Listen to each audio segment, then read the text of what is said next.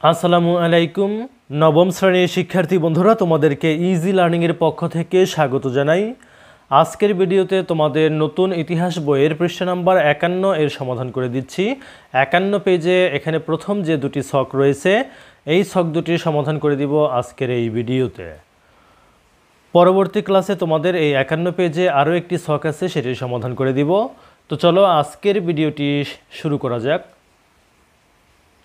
লক্ষ্য করো, এখানে প্রথম যে ছকটি রয়েছে সামাজিক কাঠামো বিদ্যালয়, এটা যেভাবে পরিচালিত হয় সেখানে আমরা লিখেছি বিদ্যালয় পরিচালিত হয় নির্বাচিত ম্যানেজিং কমিটি, প্রধান শিক্ষক সহ শিক্ষক শিক্ষিকা ও কর্মকর্তা কর্মচারী দ্বারা।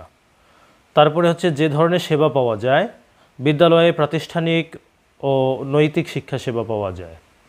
আমার ভূমিকা, এখানে লিখেছি বিদ্যালয়ের সকল নিয়মকানুন মেনে চলা বা নিয়ম শৃঙ্খলা মেনে চলা।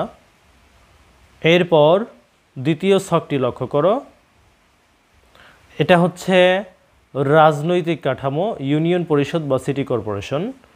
তো যেভাবে পরিচালিত হয়, ইউনিয়ন পরিষদ একজন চেয়ারম্যান, 9 জন মেম্বার এবং জনগণের সরাসরি ভোটে নির্বাচিত সংরক্ষিত আসনের 3 জন মহিলা মেম্বার সহ একজন সচিব, অফিস সহকারী এবং গ্রাম পুলিশ দিয়ে ইউনিয়ন পরিষদ পরিচালিত হয়।